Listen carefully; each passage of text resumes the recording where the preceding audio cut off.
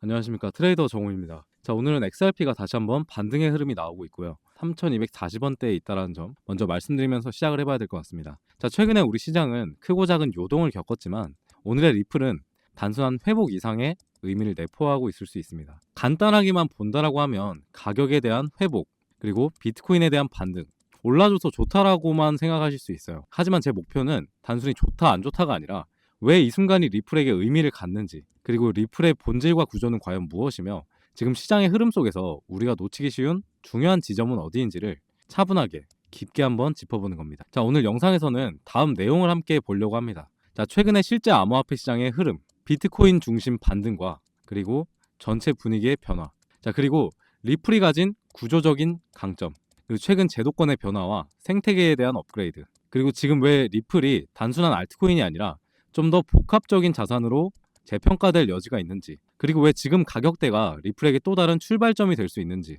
말씀드려 보도록 할게요. 자, 채널 초창기인 만큼 좋아요랑 구독, 알림 설정 잊지 마시고요. 바로 한번 시작해 보도록 하겠습니다. 자, 먼저 최근에 비트코인이 다시 반등하면서 암호화폐 시장 전체에 재차 긍정적인 분위기가 감지되고 있습니다. 자, 비트코인은 9만 1000달러 선을 회복하면서 전반적인 매수 심리를 자극을 했고, 이는 알트코인 전반에 대한 관심도 되살리는 계기가 됐다는 분석이 나왔습니다. 자, 실제로 시장에서는 지난 며칠간 기술주 중심의 증시 반등과 맞물려서 암호화폐로서의 리스크 자산 회귀가 시작됐고, 최근에 파생 상품, 선물 기반의 매도 압력이 감소했고요. 그리고 현물 매수세의 유입이 증가했습니다. 그리고 또한 시장 심리 전환 등의 흐름이 확인됐다는 분석 또한 나오고 있어요. 자, 이 흐름은 단순한 반등이 아니라 내년을 향한 연말 랠리 가능성, 그리고 리스크 자산이 리셋된다라는 기대를 함께 만들어 가고 있다는 점이 핵심이 되겠습니다. 자, 또한 비트코인에 대한 반등은 단지 코인 하나의 회복뿐만 아니라 금융시장과 암호화폐 시장 모두에 퍼져 있는 리스크 오프의 흐름을 리스크 온의 흐름으로 바꾸고 있는 흐름의 일부로 읽힙니다.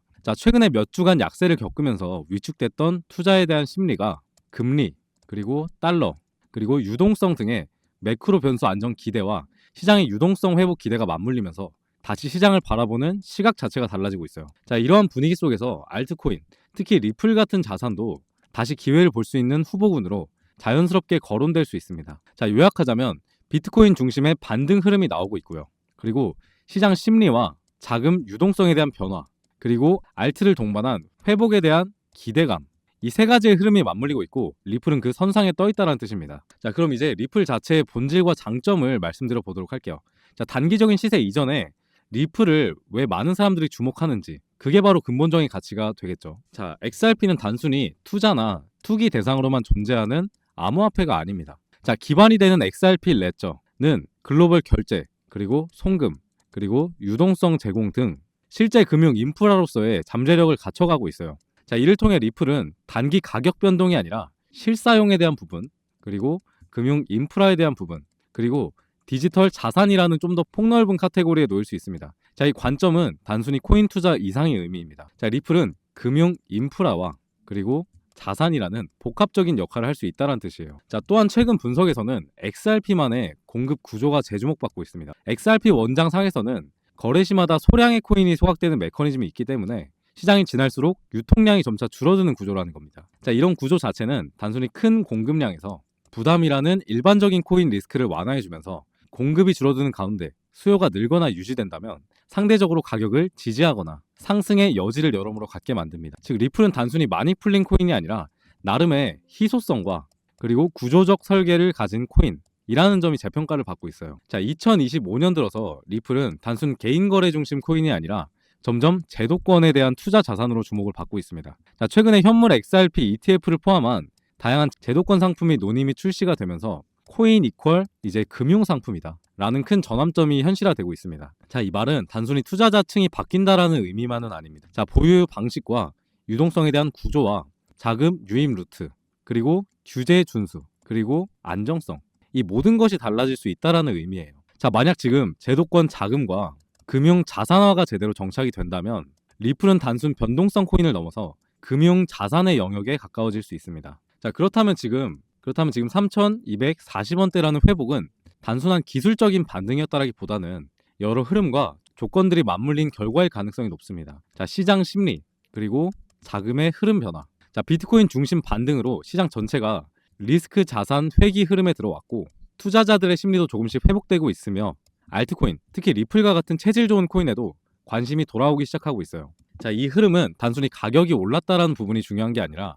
시장의 공포가 줄고 기대가 살아나는 구조에 대한 변화였다라는 점에서 의미가 큽니다. 자, 리플에 대한 생태계, 그리고 공급 구조, 그리고 제도권에 대한 변화. 이 세 가지 요소가 겹치면서 지금의 회복은 단순한 단기 반등이 아니라 리플이 다시 자리를 잡아가는 과정의 일부라는 해석이 가능합니다. 자, 과거 알트코인 시장을 보면 단기 반등이 아닌 크게 도약한 시점은 대부분 비트코인이 중심에 있고, 그리고 시장 심리가 회복되고, 그리고 자금 유입과 그리고 제도 변화, 그리고 생태계 변화가 동시에 있을 때였습니다. 지금 리플은 이 조건들과 굉장히 많이 닮아 있어요. 즉, 지금의 회복은 우연이 아니라 여러 흐름들이 맞아떨어진 결과일 수 있습니다. 자, 여기까지 보셨다면 단순히 가격이 올랐다라는 게 아니라 리플이라는 코인 자체가 왜 다시 주목받을 수 있는지, 그 배경이 단순한 기대가 아니라 구조적인 변화에 있었다라는 걸 느끼실 겁니다. 자, 리플은 이제 단순한 급등주의 알트코인이 아니라 금융 자산, 그리고 인프라, 그리고 디지털 자산이라는 좀 더 넓은 카테고리로 올라갈 기회를 엿보고 있어요. 공급 소각 구조로 인한 희소성,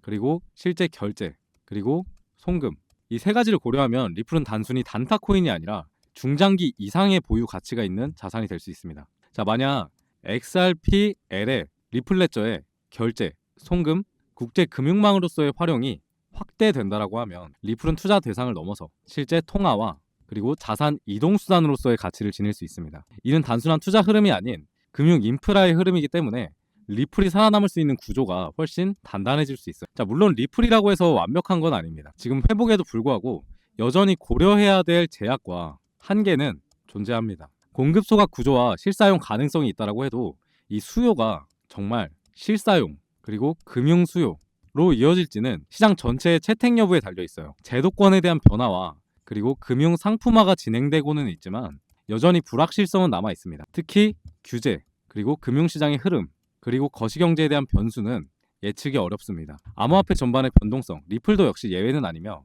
단기간 급등, 급락은 여전히 가능합니다. 자, 최종적으로는 시장의 심리, 그리고 수급, 글로벌 흐름 등이 가장 큰 변수가 됩니다. 즉, 리플이 가진 가능성은 현실적이지만 확실한 승리가 아니라 가능성과 그리고 준비, 리스크 관리가 요구됩니다. 자, 그리고 XRP 차트를 간단하게 좀 분석을 해봐야 될 것 같아요. 자, 지금 구간은 역시나 이 3,300원대 구간 위로 다시 올라오려는 무빙을 보여주고 있는 구간이다. 자, 그리고 이 구간은 역사적으로 강력한 지지라인이 되었던 구간이기도 합니다. 왜냐? 이때 강력하게 뚫어주는 무빙이 몇 번이나 발생을 했었기 때문에 이렇게 강한 저항 라인을 뚫어주게 되었을 때 이 저항 라인이 뭘로 바뀐다라고 했죠? 지지 라인으로 바뀐다라고 했죠. 그래서 이 지지 라인 위로 다시 한번 올라온 모습이고, 지금 이 저점들을 이어본다라고 하면 다시 한번 올라가줄 흐름을 만들어줄 수 있지 않을까. 그리고 이 3,300원대를 지지하는 게 역시나 지금도 가장 중요한 포인트라는 점, 그리고 이 구간을 지켜주게 되었을 때 앞으로 ETF라는 호재가 있다는 것까지 감안을 하면 ETF는 뭐라고 했죠? 자금의 통로가 됩니다. 기관들의 자금. 이 통로가 활성화돼서 기관들의 자금이 유입되기 시작한다라고 하면 지금의 3,300원대, 그리고 원래 박스 구간이었던 이 5,000원대에서 3,300원대 사이로 놀 확률이 굉장히 높습니다. 자, 그래서 지금 구간은 역시나 뭐 엄청나게 올라준 구간이라기보단 다시 한번 지지라인 위로 사뿐히 올려놓은 구간일 뿐이었다. 그리고 실제 사용 사례들과 XRP의 ETF에 대한 기관 자금의 유입이 들어오게 되었을 때 XRP는 앞으로 장기적으로 훨씬 올라가게 될 것이다 라고 판단을 해보고 있는 거죠. 자, 오늘까지 한 내용을 정리를 해보자면 리플은 지금 단순한 코인을 넘어서 제도권에 대한 자산, 그리고 금융 인프라, 그리고 실제 결제망, 이 세 축이 겹쳐지는 복합적인 자산으로 진화 중이라는 거예요. 이게 리플의 본질적인 가치이고, 그래서 지금 가격이 올랐다라고 해서 모든 게 끝난 게 아닙니다. 오히려 지금은 여러 축이 맞물리기 시작하는 중첩 구간, 그 겹침이 어떻게 현실화될지 아직 완전히 드러나지 않은 시점입니다. 자, 그만큼 단기 시세에 일희일비하기보다는 구조에 대한 변화, 그리고 생태계, 그리고 제도권에 대한 변화, 이 부분들이 기관들의 유입을 얼마나 앞당길 수 있는지 우리가 잘 계획을 세워야 되는 부분이라고 생각을 해요. 자, 만약 지금 리플을 보고 계신다면 이건 단순한 알트코인이 아니라 진짜 미래의 금융을 바꿀 수도 있는, 그리고 디지털 자산의 생태계의 한 축이라는 시각으로 다시 한번 바라보시길 권합니다. 자, 그리고 비트코인이랑 커플링되는 XRP의 특성상 비트코인이 다시 한번 좋은 상승을 보이기 시작했을 때 XRP 또한 다시 한번 올라갈 수밖에 없어요. 자, 제가 지금 선으로 그어놨는데 여기 2,800원대는 손절선이고요. 손절선. 얘가 단기적으로 빠지게 됐을 때 2,200원대까지 훅 빠질 수가 있기 때문에 제가 그어놓은 거고, 지금 구간대는 다시 한번 3,300원 위로 올라가려는 무빙을 보이고 있습니다. 여기가 굉장히 강력한 저항대라는 걸 아셔야 돼요. 그래서 앞으로의 무빙을 따져보자라고 하면 저는 비트코인의 반등을 예측하고 있는 사람이니까 비트코인이 반등이 나오게 됐을 때 기존의 가격대, 원래 박스권이었던 이 3,300원대에서 4,800원대 이하에서 놀지 않을까라고 판단을 하고 있는 거고, 이 구간에서 계속 횡보가 발생하다가 기관들의 유입이 이어질수록 점진적인 상승이 나오게 되겠죠. 이러한 전반적인 흐름을 알고 계시면 참 좋을 것 같습니다. 그래서 비트코인의 반등을 예측하고 있기 때문에 뭐 XRP 지금 너무 답답하다 하시는 분들은 어떤 코인이 비트코인이 반등이 나오게 됐을 때 한 번에 올라줄 수 있을까? 어떤 애들이 반등이 나올 수 있을까? 이런 부분들을 지금부터 여러분께 말씀드려보도록 하겠습니다.